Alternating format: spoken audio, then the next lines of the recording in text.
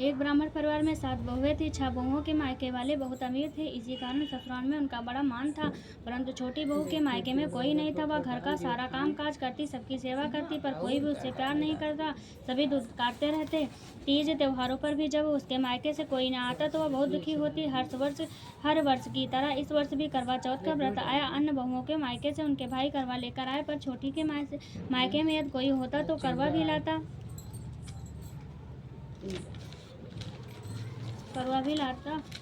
सास भी छोटी को ही खरी खोटी सुना रही थी। वह दुखी होकर घर से निकल पड़ी और जंगल में जाकर रोने लगी। एक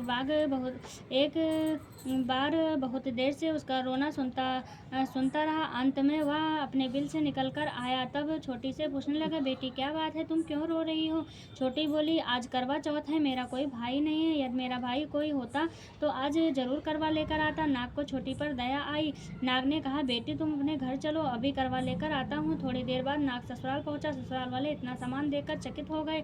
सास ने भी प्रसन्न हो गई। सास ने प्रसन्न मन से छोटी को नाग देवता के साथ भेज दिया। नाग देवता ने छोटी को अपना सारा महल दिखाया और कहा, जितने दिन चाहो आराम से रहो, मन चाहा खाओ, मन चाहा पहनो, पर एक बात याद रखना, सामने रखी नाद कभी मत खोलना। छोटी सारा समय महल में आराम से काटती, पर नाद के बारे में उसकी उत्सुकता बढ़ती जाती। एक दिन जब घर में कोई नहीं था, उसने नाद उठाकर देखा तो हजारों छोटे छोटे सांप के बच्चे इधर उधर रेंगने लगे। उसने जल्दी ही नाद ढक दिया। जल्दी में एक सांप की पूंछ नाद के नीचे आकर कट गई। शाम को नाग के आने पर छोटी ने अपनी गलती स्वीकार कर ली। नाग ने उसे क्षमा कर दिया। जब छोटी ने ससुराल जाने की इच्छा की तो उसे धन रत्न आदि देकर विदा किया। छोटी के ससुराल में जब उसकी बड़ी इज्जत होने लगी, जिस सांप की पूंछ कटी थी उसे सभी बांडा कहकर तंग करते। एक दिन उसने अपनी माँ से पूछा कि मेरी पूंछ कैसे कटी। माँ ने कहा कि छोटी के नाद उठाने पर जल्दी में ही तुम्हारी पूंछ कट गई थी। वह बोला कि मैं छोटी से बदला लूंगा। माँ ने बहुत समझाने पर भी वह एक दिन चुपचाप छोटी के घर पर जा छुपा और मौके पाकर उसने काटने की सोचने लगा।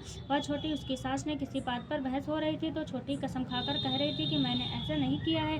वह कह रही थी कि मुझसे बांडा भैया से प्यारा कोई नहीं है, उन्हीं की कसम खाकर कहती हूँ, मैंने ऐसा कोई काम नहीं किया। बांडा ने जब सुना तो वो सोचने लगा, जो मुझसे इतना प्यार करता है मैं उसे ही काटने आया हूँ। वह चुपचाप चला गया। माँ ने पूछा, ले आए बहन से बदला? वह कहने लगा, माँ बहन से कैसा बदला? तभी से बांडा भाई व छोटी बहन हुए भाई प्रति चौथ के दिन करवा लेकर जाता। वह बहन बड़े प्यार से करवा लेकर चौथ का व्रत करती। चौथी कहानी।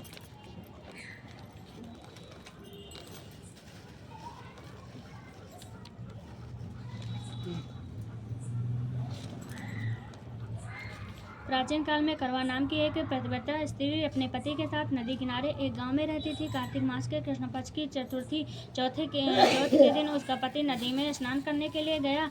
स्नान करते समय एक मगर ने उसका पैर पकड़ लिया। वह करवा नाम लेकर आवाज सुनकर उसकी पत्नी दौड़कर आई और उसने मगर को कच्चे धागे से बांध दिया। मगर को बांधकर वह यमराज के यहाँ पहुंची और यमराज से बोली, भगवान, मगर ने मेरे पति का पैर पकड़ लिया है।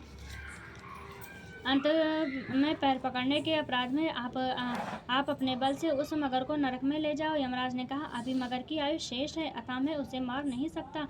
इस पर करवा ने कहा, यदि आप ऐसा नहीं करोगे तो मैं आपको श्राप देकर नष्ट कर दूंगी। यह सुनकर यमराज डर गए और उस प्रतिव्रता स्त्री करवा के साथ जाकर मगर को उन्होंने यमपुरी पहुंचा दिया और करवा के पति को दीर्घायु प्रदान की। उसी दिन से यह करवा चौथ मनाई जाती है और सुहागिन स्त्रियों के द्वारा व्रत रखा जाता है। हे करवा माता, जैसे तुमने अपने पति की रक्षा की, वैसे ही सबके पतियों की रक्षा करना।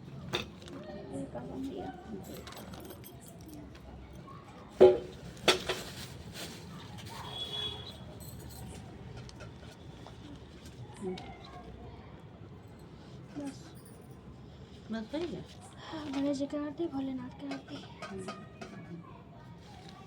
गणेश जी का है, भोलेनाथ का मन है।